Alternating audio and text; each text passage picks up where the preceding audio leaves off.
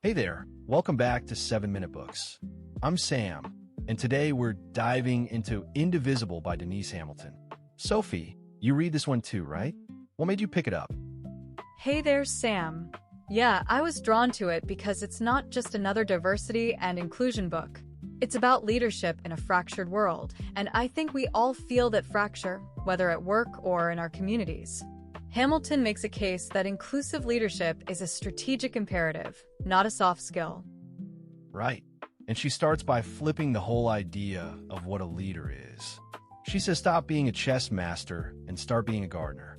I love that.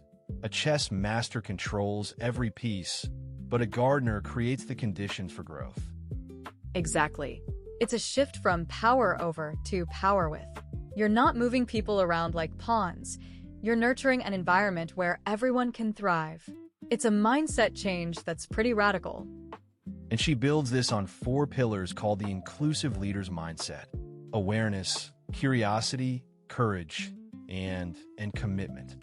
Can we just start with awareness? Because I feel like that's the foundation.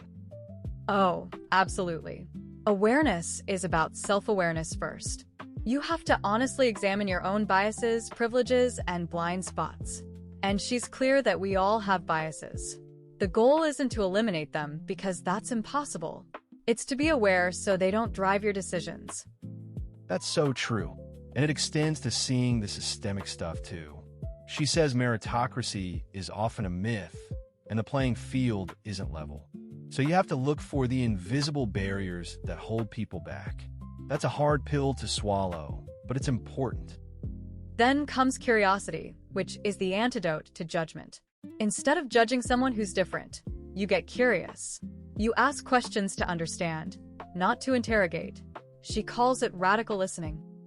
Radical listening. I like that.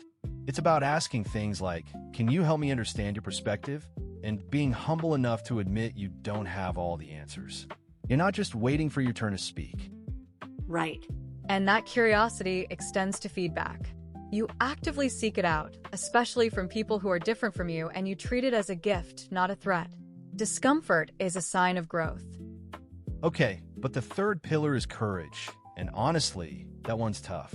It's the courage to act, to speak up, to challenge the status quo. Like interrupting a microaggression in a meeting, even when it's awkward. Exactly. And it's also the courage to be vulnerable. She argues that vulnerability is a strength. When a leader admits they made a mistake, it creates psychological safety for others to do the same. That builds trust, which is everything. So you're moving from being a bystander to an upstander. That's a powerful reframe. And then the last pillar is commitment, because awareness and courage without follow-through are just intentions. Yes. Commitment is what turns intention into lasting change. It's not a one-time training session. You have to set goals, measure progress, and embed inclusive practices into every process, from hiring to promotions. And you have to be patient because systemic change takes time. The book's full of practical stuff, too. I love the part about meeting equity. Making sure everyone gets a chance to speak, maybe using a round-robin format or having a facilitator to keep dominant voices from crowding out quieter ones. And she talks about employee resource groups, but she cautions that they shouldn't be the only ones responsible for fixing diversity problems. Leaders should partner with them, give them resources and a seat at the table. And conflict. She says we shouldn't avoid conflict, but manage it constructively. It's a source of innovation. You create a culture where people can disagree and have productive friction. That's a great phrase.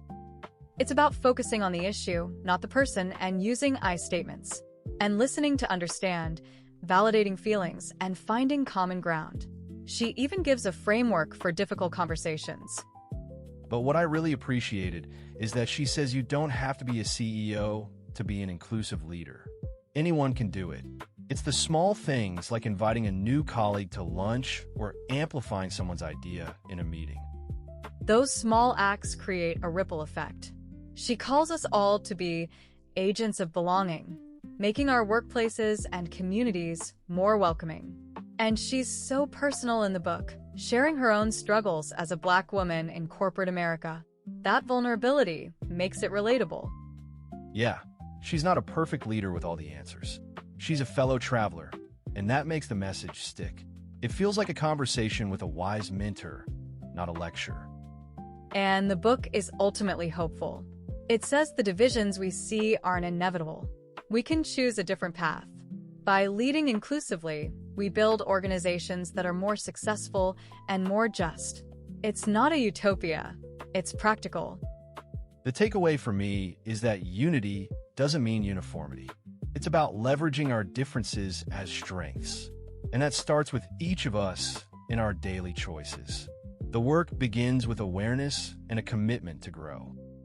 And if you want to dive deeper into Indivisible or explore thousands of other ideas, the whole library is on 7minutebooks.com/app. There are over 6,000 fiction and nonfiction titles you can read or listen to in any language, and it's just $2.99 a month, $9.99 a year, or $19.99 for lifetime access.